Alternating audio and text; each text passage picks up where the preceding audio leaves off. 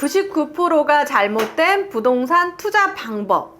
여러분, 이렇게 하시면 안 돼요. 안녕하세요. 부동산 매도만 100번 해본 IMF 정지영입니다. 오늘은 많은 분들이 부동산 투자를 시작하면서 흔히 범하는 실수와 오해들을 상세히 살펴보고 실제 경험한 기반으로 현명한 투자 전략을 알려드리고자 합니다. 부동산 투자는 단순히 집을 파는 것 이상의 복잡한 과정인데요. 올바른 지식과 접근법만 있다면 초보자도 충분히 성공적인 투자를 할 수 있습니다.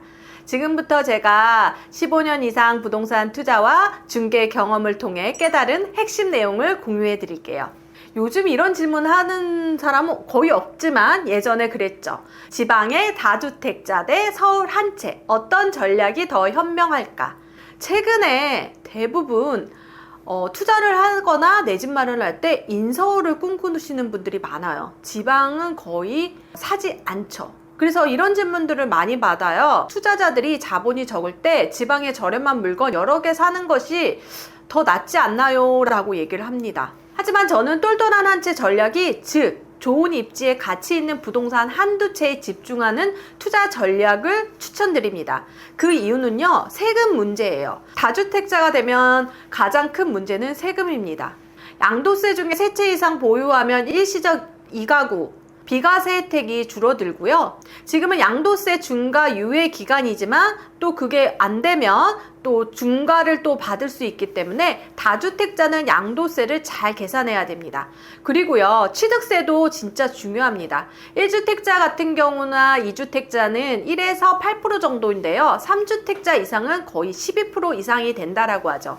최근에 지방의 도시에는 취득세 중과를 완화시켜 줬는데요. 다주택자나 법인들은 주택수에 상관없이 지방주택은 1에서 3%대로 이렇게 해준다라고 하지만 취득세를 깎아주면 뭐합니까? 양도세가 또 기다리고 있기 때문에, 그리고 종부세도 기다리고 있기 때문에 그 부분에 대해서는 메리트가 없다라고 느껴지거든요. 그런데 만약에 지금 다주택자라면 그거는 괜찮을 것 같아요. 6월 1일 기준으로 재산세와 종부세가 결정되기 때문에 그날 이후에 잔금을 하고, 그리고 매매사업자라든지 이렇게 해가지고 내년 6월 1일 전에 매도를 하면 재산세나 종부세를 안 내게 되겠죠. 취득세와 양도세를 내게 됩니다. 하지만 1년 안에 팔게 되면 양도세 세율이 높기 때문에 70%거든요. 그럴 때는 매매사업자를 하면 좋은데요. 매매사업자잖아요. 사업자이기 때문에 1년에 2채 이상은 이렇게 거래를 해야 하기 때문에 조금 바쁘겠죠. 하지만 할 수 있는 게 생겼다라는 게 조금 내가 이거를 한번 해볼까 라고 고민해 보셔도 좋을 것 같습니다. 두 번째로는요, 유동성의 리스크가 있는 것 같아요. 뭐냐면 부동산 투자에 많은 사람들이 관가하는 것이 팔 수 있는가의 문제인데요. 제가 부동산 매도만 100번 하다 보니까 매수할 때부터 누구한테 팔아야 되는지 매수자를 정하고 저는 매수를 합니다. 아무리 저렴하게 샀더라도 필요할 때 팔 수 없다면 좋은 투자라고 할 수 없지요. 지방 중소도시의 아파트들은 서울이나 광역시 중심 지역에 비해 거래량이 현저히 적습니다. 최근에 서울 거래량이 정말 높게 나타났는데 지방의 중소도시는 정말 거래량이 미비합니다. 즉 갑자기 자금이 필요해서 팔아야 할 때 지방 물건은 몇 개월씩 매물로 남아있을 가능성이 높습니다. 저도 최근에 조금 못난이 물건을 갖고 있었는데 2년 동안 못 팔았거든요. 그래서 제발 매수자만 나오면 그냥 닦아서 넘기겠다 이렇게 생각도 했었는데 정말 이렇게 황금성이 정말 중요한 것 같습니다. 그리고 제가 실제 만난 고객들 중에서는요, 지방의 다주택자를 가지고 있는 사람 같은 경우랑 서울 한 채로 가지고 있었던 사람이 2016년도에 이제 투자를 하신 거예요, 각각. 그때 만났던 그 투자자들은 한 분은 지방의 다주택자 전략으로 갔고 한 분은 서울에 한 채로 그냥 만족하고 있었는데 상승률이 너무너무나 다른 거죠. 예를 들어서 지방에서 만약에 매수해서 자산 가치는 거의 40% 정도 상승했고요. 그리고 거기서 상승해도 세금이 되게 많이 나왔죠. 하지만 서울의 똘똘한 한 채 같은 경우에는 120% 상승했더라고요. 서울의 한 채의 전략을 갖고 계신 분은 세금을 재산세만 내고 있더라고요. 그러니까 지방의 다주택자는 종부세도 내고 재산세도 내고 있는 거죠. 현재 수도권은 특히 서울 중심으로 부동산 가격의 쏠림 현상이 너무 심합니다. 여러 가지 이유 때문이겠죠. 정부 규제의 역량 때문에 있기도 하고요. 사실 다주택자 중과세라든지 종부세, 그냥 한 채만 가질 걸. 저도 그런 생각이 들더라고요. 좋은 거 하나 가진 사람이 더 위너야 라고 생각하는 거죠. 그리고 이거 진짜 많이 봤는데요. 인구 집중이에요.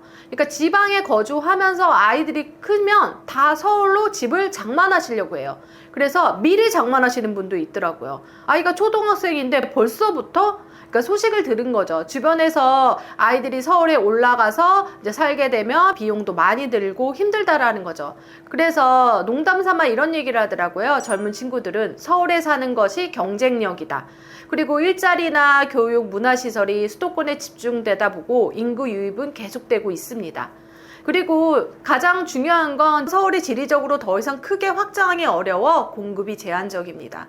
실제로 저도 이런 규제가 없다면 광역시의 신축 아파트를 추가로 매수를 고려했을 것 같아요. 이거 진짜 많이 저평가라고 생각하시나 봐요. 정고점 대비 많이 떨어진 물건이 더 투자 가치가 있다? 더 많이 떨어졌기 때문에 오를 수 있다? 이거 정말 위험한 선택입니다. 가격이 많이 떨어졌다고 해서 반드시 빨리 회복되거나 더 많이 오른다는 보장이 없어요.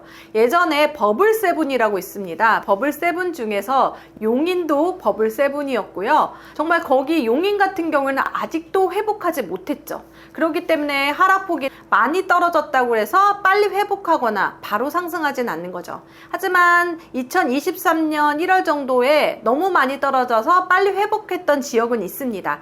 동탄 신도시라든지 송도 신도시가 그랬죠. 하지만 지금 또 지지부진하게 회복이 덜 되고 있거든요. 그래서 그런 것들을 잘 봐야 됩니다.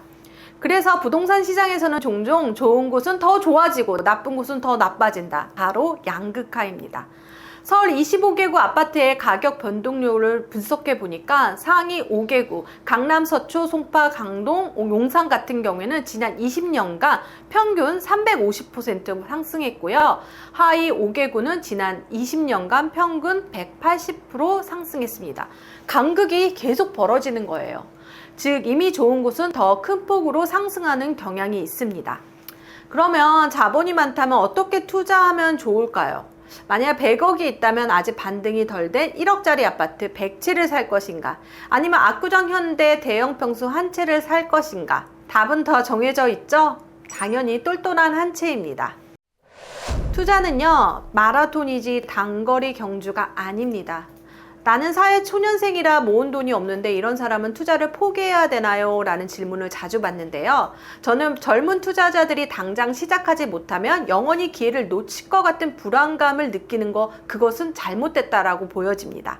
저도 부동산 투자를 시작하면서 처음 2년 동안 종잣돈을 모으고 그리고 공부도 계속했습니다. 그 기간은 단순히 기다리는 시간이 아니었던 것 같아요. 투자금을 모을 때 명심해야 될 걸 몇 가지 있는데요. 최소 투자 금액의 30%는 자기 자본으로 준비하는 것이 좋습니다. 영끌은 위험합니다. 예를 들어서 5억짜리 아파트라면 5, 3, 15, 1억 5천만 원 정도 준비하면 제일 좋습니다. 하지만 청약 같은 경우에는요, 분양가의 10%만 있어도 되지만 사실 분양권 전매가 가능한, 중간에 팔 수 있다면 그 정도 베팅하는 것도 괜찮다라고 생각이 듭니다. 제가 종잣돈의 규모는 분양가의 10%라고도 자주 얘기합니다. 그리고 고정 지출을 줄이고요. 그리고 나머지 돈을 이제 저축할 수 있는 돈이요. 그게 바로 내가 대출의 원리금이라고 계산하면 좋습니다. 예를 들어서 내가 월급을 500만 원 받는데 250만 원을 쓰고 250만 원을 저축한다라고 하면 DSR이 50%. 그러니까 더 많이 또 사용할 수 있다라는 거죠. 그리고 종잣돈을 모으는 시간에 공부를 게을리하면 안 됩니다. 가장 중요한 건 시장 패턴을 관찰하는 거죠. 예를 들어서 미국에 이제 이민을 갔다가 10년 만에 돌아온 사람들은 서울 집값을 보고 너무 기감을 합니다. 너무 비싸다고.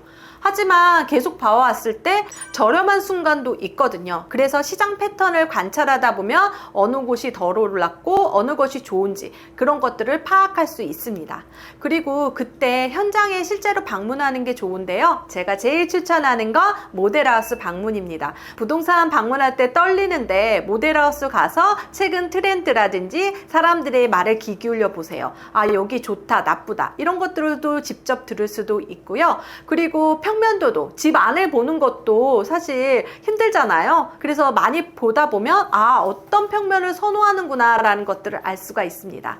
그리고 저는 이렇게 공부하는 기간 중에는 주변에 이렇게 얘기할 수 있는 사람이 있으면 좋을 것 같아요. 그런데 여러분, 자기가 부동산 공부한다고 절대 직장에 알리시면 안 됩니다. 그런 거는 뭐하러 해, 뭐 청약은 로또야, 하지마, 힘들어, 여기는 떨어질 곳이야, 이렇게 얘기를 하거든요. 하지만 공부하는 사람끼리 네트워크를 형성해서 종종 만나고 이야기를 나누다 보면 내가 선택할 때 정말 조언도 받을 수가 있습니다. 그리고요, 늦게 시작해도 충분히 성공할 수 있습니다.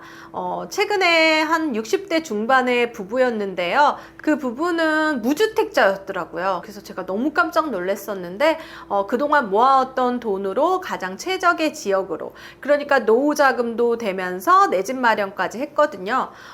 그리고 이런 질문을 많이 받는데요. 이 아파트 언제 팔아야 돼요? 언제까지 가지고 있어야 돼요? 대변을 하면 저는 좋은 거 살 때요, 돈이 필요할 때요, 그때 파셔야 돼요 라고 얘기를 합니다.